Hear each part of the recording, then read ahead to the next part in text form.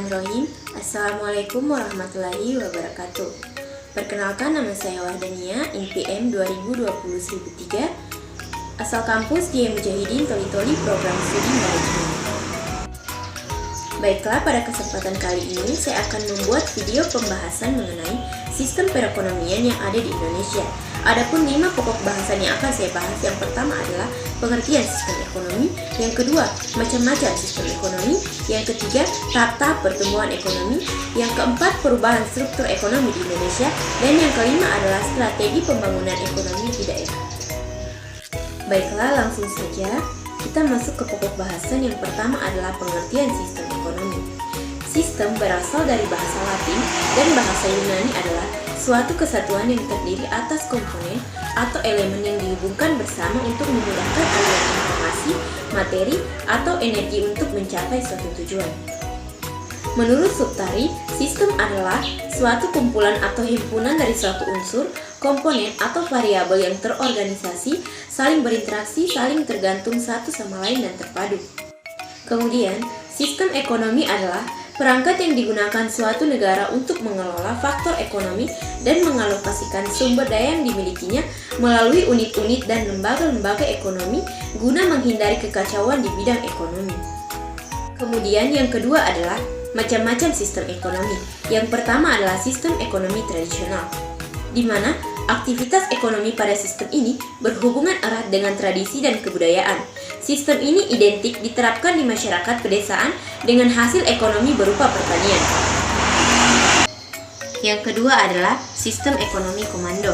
Sesuai namanya, sistem ekonomi komando adalah sistem ekonomi yang terpusat. Sebagian besar sistemnya akan dikendalikan oleh pemerintah yang terlibat dalam proses produksi, mulai dari peralatan hingga ke fasilitasnya.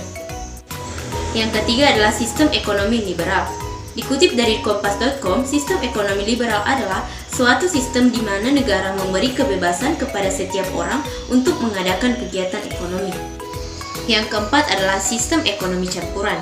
Sistem ekonomi campuran adalah perpaduan antara sistem ekonomi pasar dan komando yang mengambil garis tengah antara kebebasan dan pengendalian, yang juga berarti garis antara peran mutlak negara atau kolektif dan peran menonjol individu. Yang kelima, sistem ekonomi kerakyatan.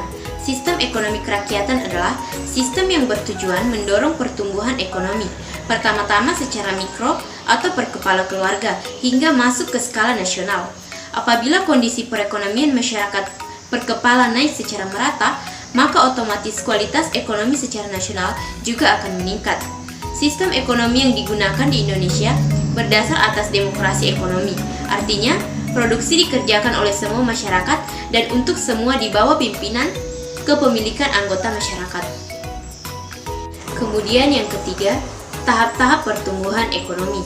Ada beberapa tahap-tahap pertumbuhan ekonomi menurut W.W. Rostow. Yang pertama adalah tahap masyarakat tradisional. Menurut Rostow, masyarakat tradisional merupakan masyarakat yang fungsi produksinya masih terbatas. Hal tersebut ditandai dengan cara produksi yang masih primitif dan cara hidup masyarakat yang masih dipengaruhi oleh nilai-nilai tradisional atau adat istiadat. Yang kedua, tahap prasyarat untuk lepas landas.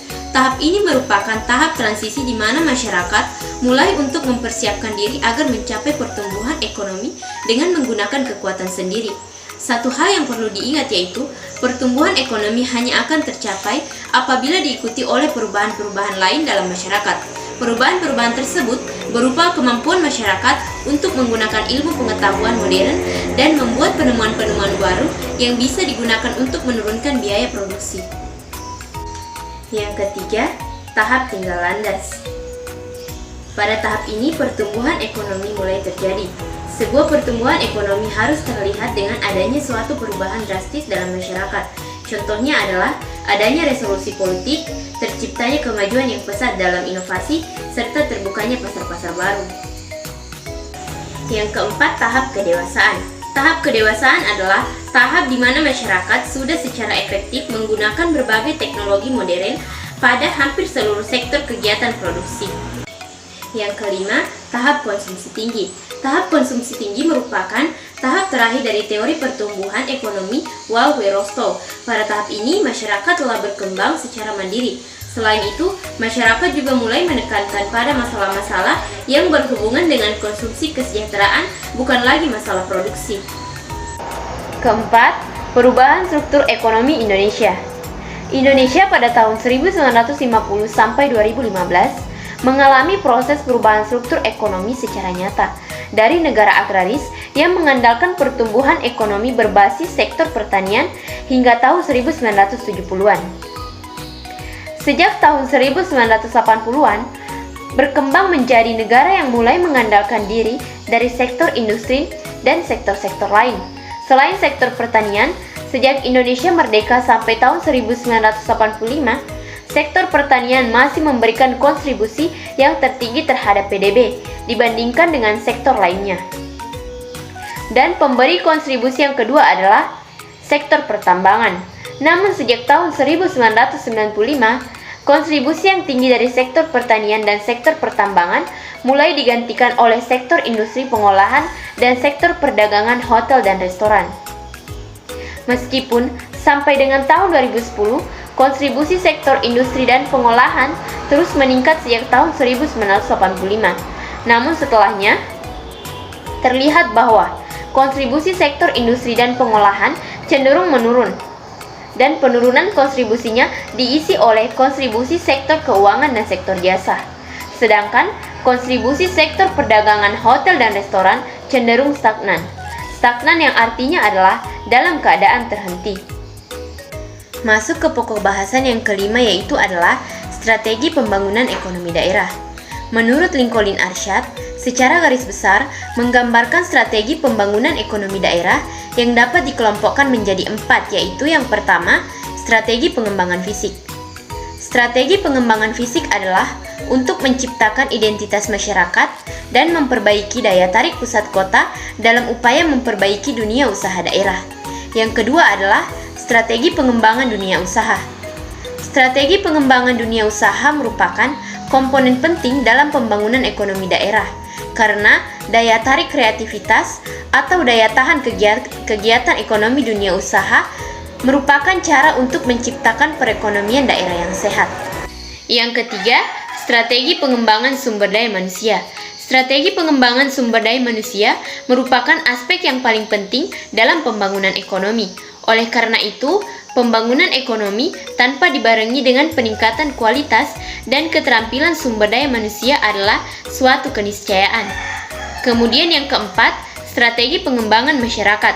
Strategi pengembangan masyarakat merupakan kegiatan yang ditujukan untuk memberdayakan suatu kelompok masyarakat tertentu pada suatu daerah.